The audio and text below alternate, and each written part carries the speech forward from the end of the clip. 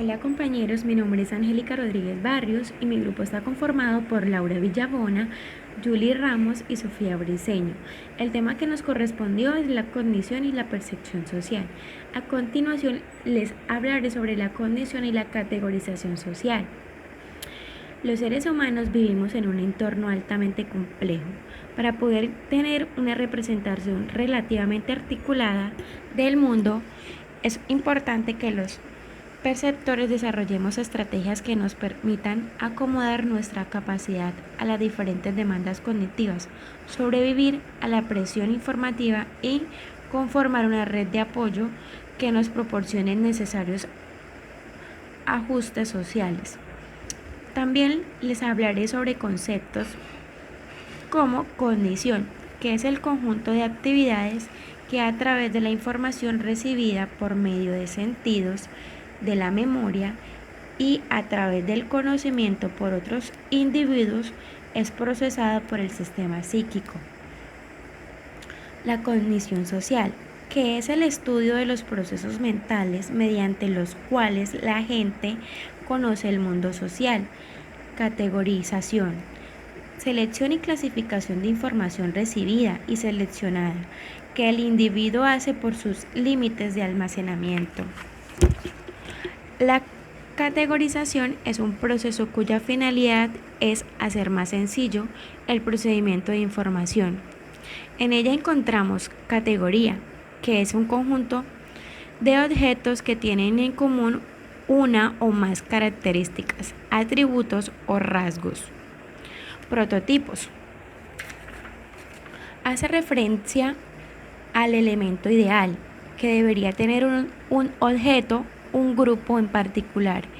Este elemento ideal se caracteriza a través de esquemas abstractos como amor, alegría, miedo y tristeza, que hace parte del conocimiento social de las emociones. Los prototipos se forman a través de elementos simbólicos, como las emociones, el lenguaje. Esquemas son las ideas que nos hacemos de algo en particular. Ejemplo, el esquema de un televisor. Sabemos que es un electrodoméstico, que su función es proyectar imagen, que todos podemos acceder al internet por medio de él. Bueno, estas son ideas que hacemos en nuestras mentes de algo en particular y proporciona algunos conocimientos. Representación social. Son condición social compartida. Explica cómo los extraños y lo desconocido transforma en un momento dado en familia. También hablaremos sobre la percepción interna. Según algunos autores como Van der Sender, define la percepción como el proceso por el cual se reúne e interpreta la información. Sirve como enlace entre el individuo y su ambiente. A partir de esa definición podemos distinguir otros tipos de percepción, como la percepción social, que es el proceso por el cual nos formamos una primera impresión de una persona y establecemos una relación con ella. La percepción interpersonal sería la captación, imagen o representación mental que una persona realiza de otra. La característica de la percepción interna. Sujeto y objeto son lo mismo, que es una persona. La diferencia esencial con la percepción de objetos, de aquí se desprende prácticamente todo lo restante de características. Posibilidades de interacción, percepción, comunicación, expectativas. El percibido percibe también el perceptor. El objeto, persona, es cambiante, lo que aumenta la dificultad de comprobar la percepción. El objeto, persona, es polifacético, cambia según el contexto. Hablaremos también de la percepción social. Los fenómenos sociales son los que intervienen en las relaciones entre los individuos que viven en la sociedad. o fenómenos de relación entre los individuos y la sociedad, como la moda, las costumbres, normas morales. En la característica de percepción de fenómenos sociales, podemos decir que la percepción de estos fenómenos es diferente a la percepción personal. Lo percibido no son personas concretas, son fenómenos interconectados o relacionados con otros fenómenos sociales. En la percepción social intervienen procesos más simples que establecemos circunstancialmente sin disponer de mucho material informativo acerca de otra persona. Por ejemplo, su forma de vestir, su color de cabello, un objeto que lleve consigo, influyen en las posibles interacciones que desarrollemos con esta persona. Esto hace referencia a la formación de las primeras impresiones, y estas primeras impresiones serán duraderas y estables. La formación de las primeras impresiones es el proceso mediante el cual se infieren, es decir, se deducen características psicológicas. Estas características son cualidades propias de cada individuo que permiten distinguirlo particularmente, por ejemplo, su carácter y su personalidad. Estas características psicológicas se infieren a partir de la conducta, de atributos de la persona y la organización de estas inferencias. La importancia de las primeras impresiones radica en que son duraderas y estables e influyen en el desarrollo de posteriores interacciones.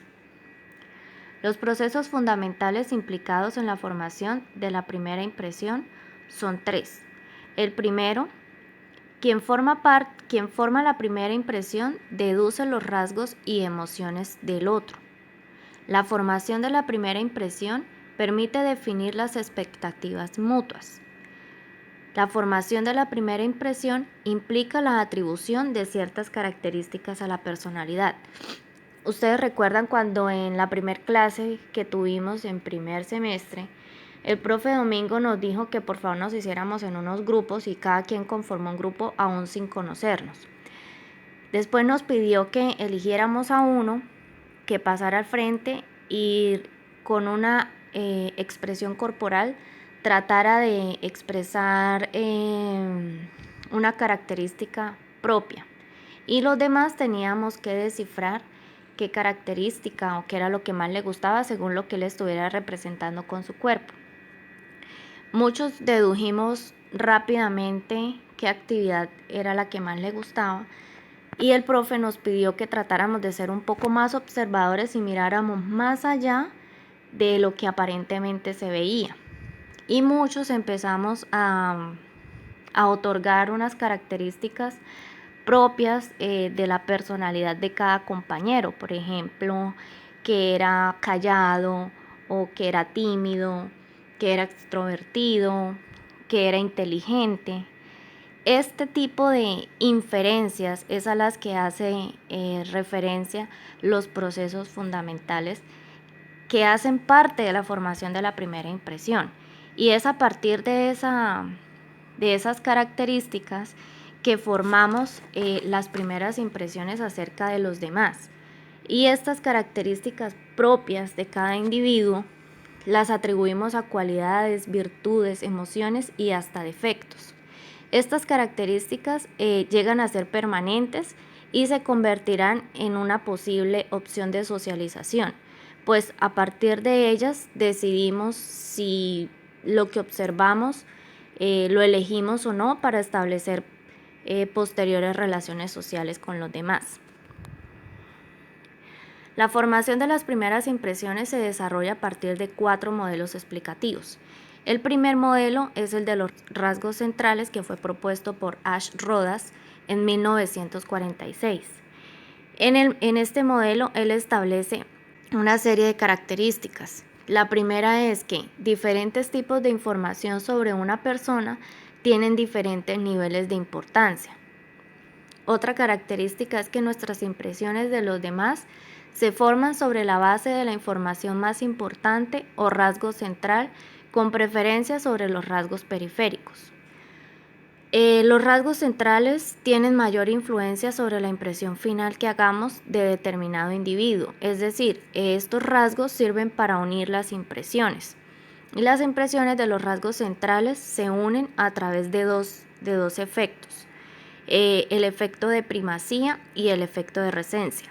El efecto de primacía es en el cual se recuerda más y mejor la información que ha sido presentada primero. Por ejemplo, todos hemos escuchado la expresión la primera impresión es la que cuenta. A eso hace referencia. El efecto de recencia es donde se recuerda mejor la información que ha sido presentada recientemente o los últimos datos de la información. Es cuando, por ejemplo, en una lista de palabras recordamos las últimas.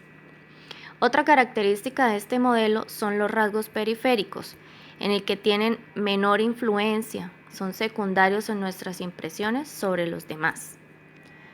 Otro modelo explicativo es el modelo de suma, que fue propuesto por Brunnen y Tahiry en 1954. Es uno de los modelos más sencillos, donde la impresión global que nos hacemos de otra persona es la suma de los efectos de los ítems individuales aislados. Es decir, a mayor número de cualidades que presentemos ante los demás, mejor impresión causaremos. Un ejemplo es la profe de neurofisiología, la profe Lina. Cuando ella empezó a hacer su presentación, muchos quedamos impresionados porque ella tiene, digamos que varias especializaciones a nivel profesional y es muy joven. Y esto causó un gran impacto, una impresión muy positiva en nosotros. El tercer modelo se llama modelo del promedio y fue propuesto por Anderson en 1965. Este modelo es el mecanismo sobre el cual se forman las primeras impresiones. Es el valor promedio del conjunto de los rasgos atribuidos a una persona. Para causar la mejor impresión es necesario mostrar solo unos pocos rasgos muy positivos, ya que mostrar unos moderadamente positivos haría bajar la media o el promedio de esa impresión. Poniendo el ejemplo de la profe Lina de nuevo, si ella se hubiera presentado con nosotros, con sus formaciones profesionales, y quizás nos hubiera mencionado que es la primera vez que ella va a poner en práctica sus conocimientos, a pesar de que sus especializaciones para nosotros serían un impacto positivo, el hecho de ser la primera experiencia hubiera disminuido un poco la impresión sobre nosotros, porque pues hubiera sido su primera experiencia, no es algo como tan significativo, ¿verdad? El cuarto modelo es el modelo del promedio ponderado, propuesto por Anderson también en 1981. En este modelo la información negativa tiene un efecto mayor que la positiva. Se otorga una importancia desigual a la información. Esta información es utilizada para formar la primera impresión, es decir, la importancia de las primeras impresiones no es directamente proporcional como en el anterior modelo, donde a mayores rasgos positivos, mayor impresión. En el modelo del promedio ponderado, la importancia desigual a la información utilizada para formar una primera impresión se establece a partir de dos principios o dos características. La primera es mayor peso.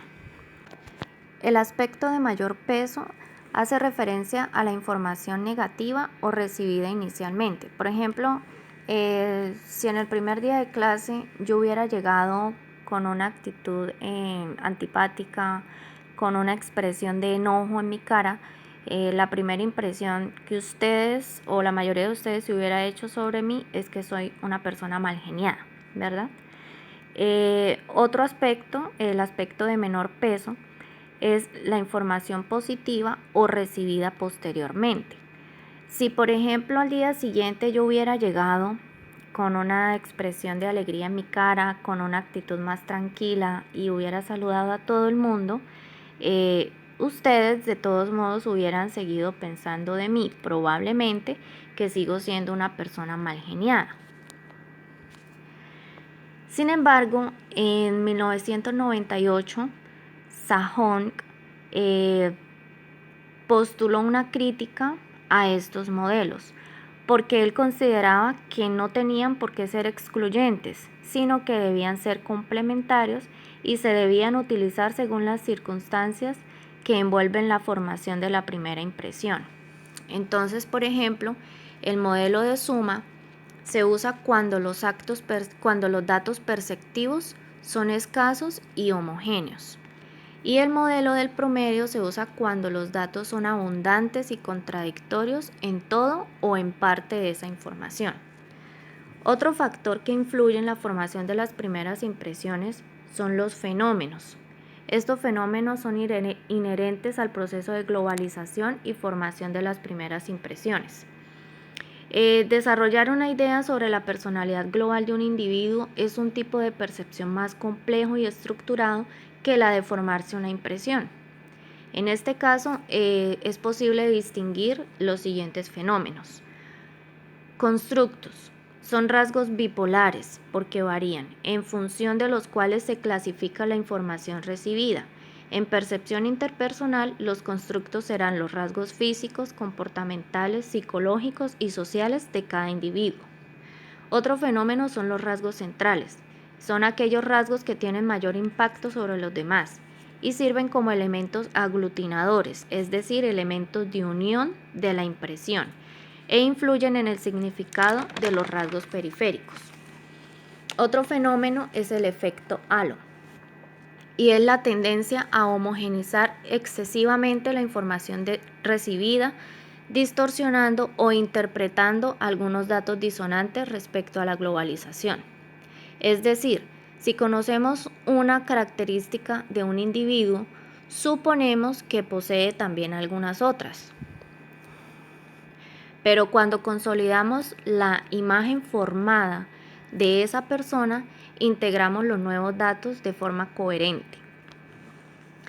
Otro fenómeno es la analogía proyectiva, donde dos personas que se parecen en algún aspecto, por ejemplo en su inteligencia, son también percibidas como semejantes en otros rasgos. Otro fenómeno son los estereotipos, y es la tendencia a percibir a una persona con base en los atributos que caracterizan a una determinada categoría o grupo social a la cual pertenece. Otro fenómeno son las teorías implícitas de la personalidad.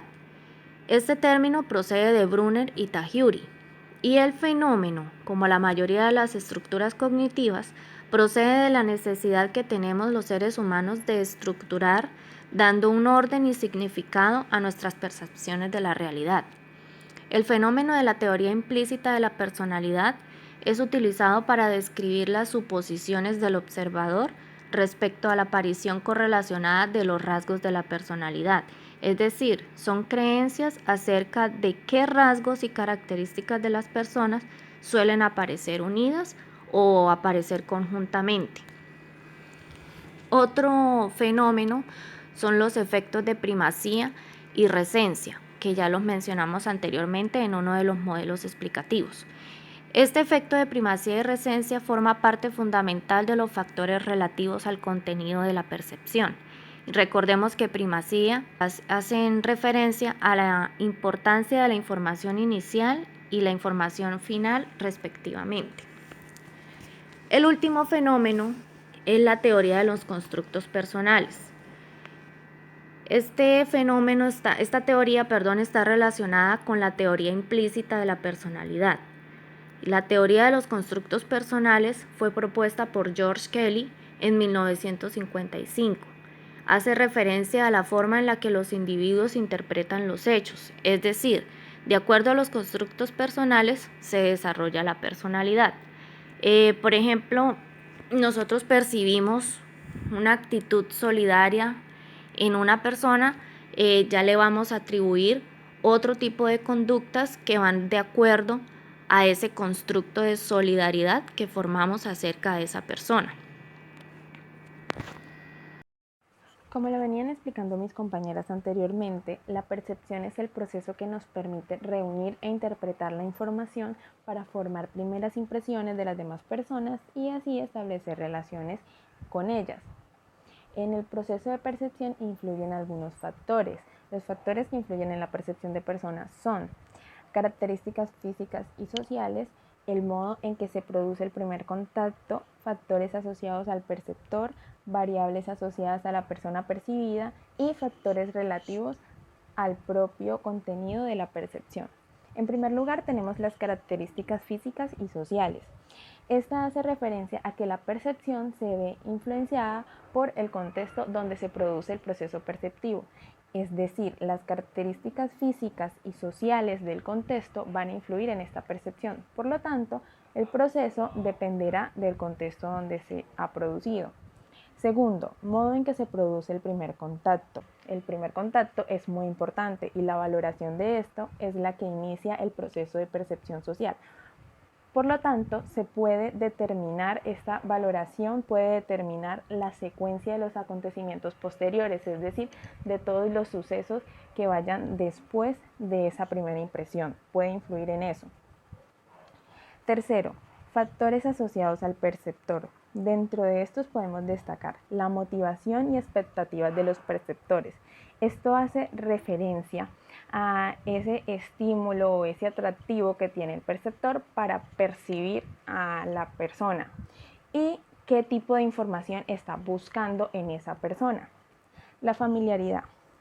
Esto hace referencia a que cuanto más se conoce a una persona, más exacta y compleja, concreta va a ser esa impresión que se va a formar sobre ella. El valor del estímulo. El perceptor le da un valor a la persona que está percibiendo, un valor, un significado o una importancia. Este valor va a influir o va a afectar la percepción. Tiende a darse una acentuación perceptiva de los estímulos favorablemente valorados, es decir, una exageración de los estímulos positivos. Por ejemplo, para los padres lo que hacen los hijos es más valioso que lo que hacen las demás personas. Significado emotivo del estímulo. Esto tiene que ver con el valor del estímulo. Según el valor del estímulo se le va a dar un significado emotivo y esto va a tener consecuencias positivas o consecuencias negativas. Y la experiencia tiene que ver con el perceptor entre más conoce los rasgos de la persona que está percibiendo o ha tenido más contacto con esos rasgos, va a realizar una percepción más acertada, más exacta. 4. Variables asociadas a la persona percibida. Esto hace referencia a que la persona que se está percibiendo hace ciertos esfuerzos por regular y controlar la información que le presenta al perceptor, especialmente esa información que es sobre sí mismo. Es decir,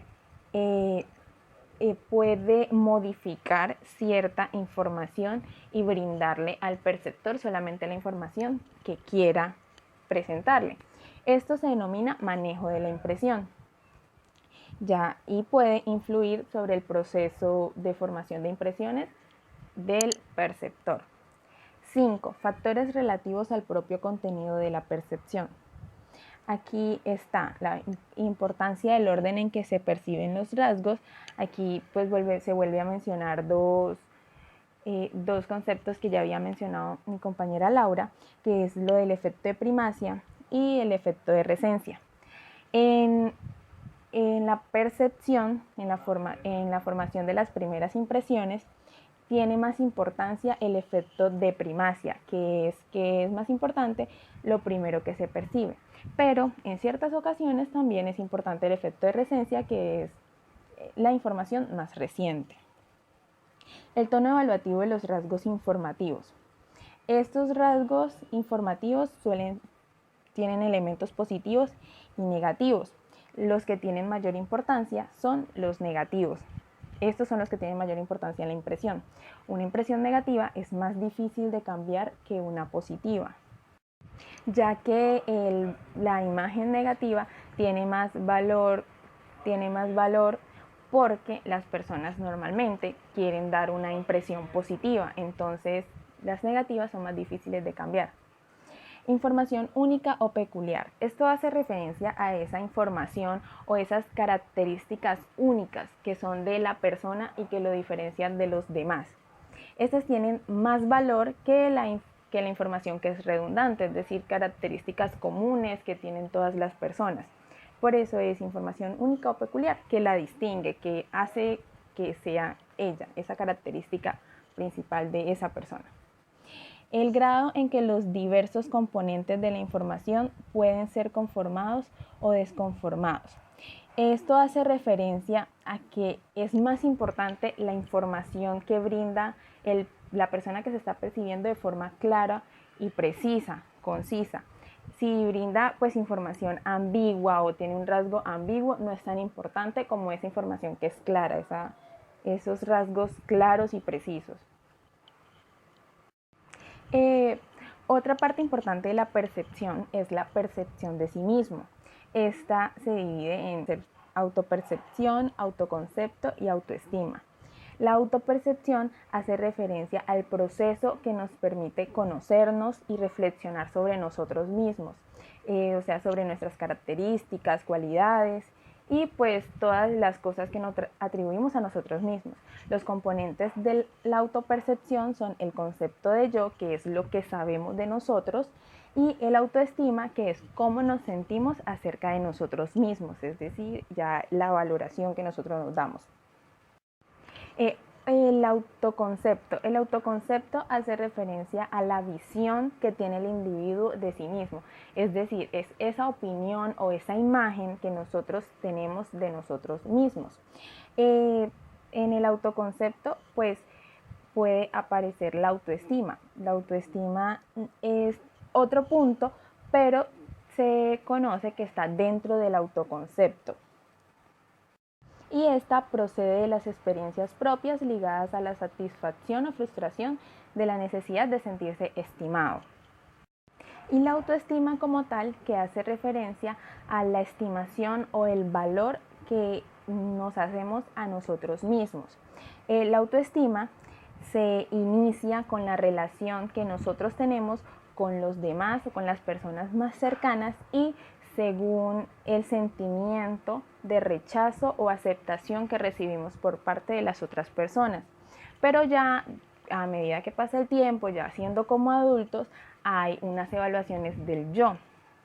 Esas evaluaciones son 3. La primera es a partir de la estimación de nuestros éxitos y fracasos, es decir, si las experiencias y los pensamientos de la persona son mayormente positivos, va a tener una autoestima alta.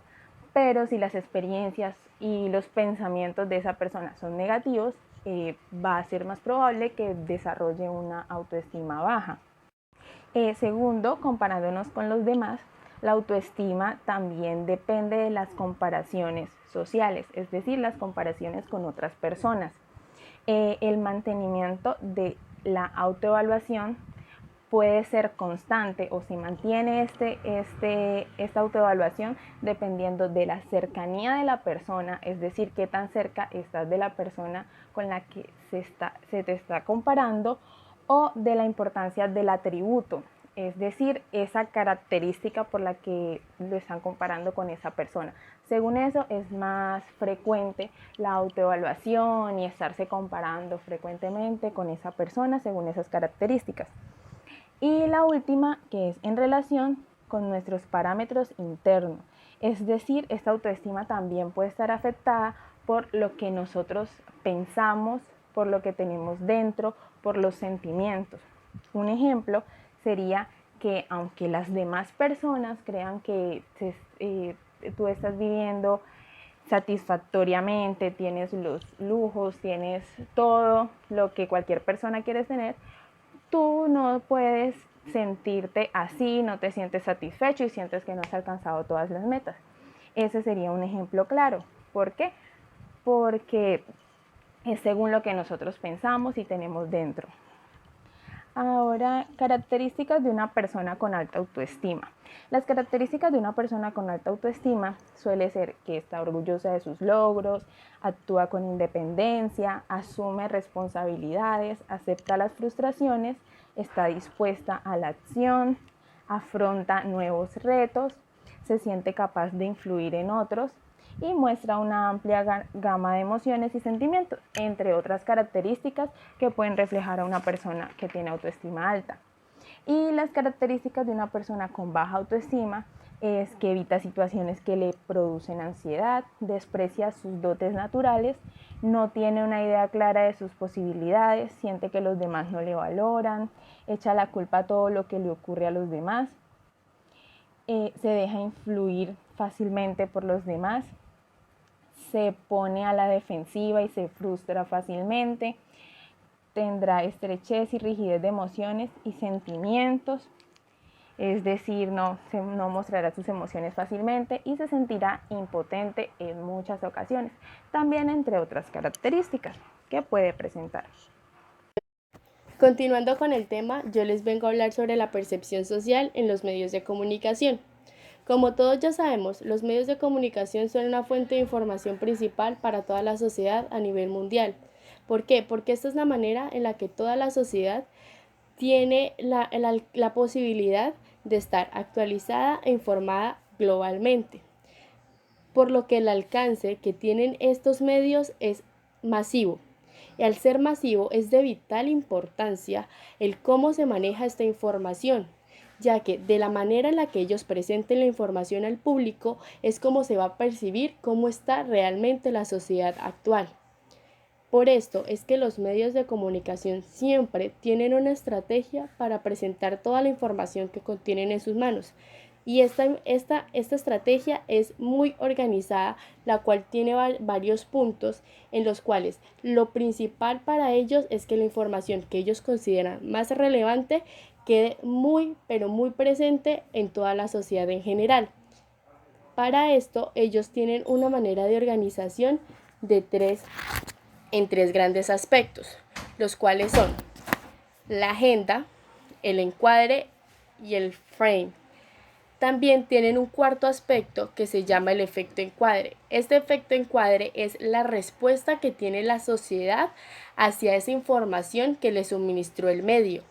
Esta respuesta siempre se va a ceñir a la dirección que este medio de comunicación le quiso dar a toda esta información proporcionada.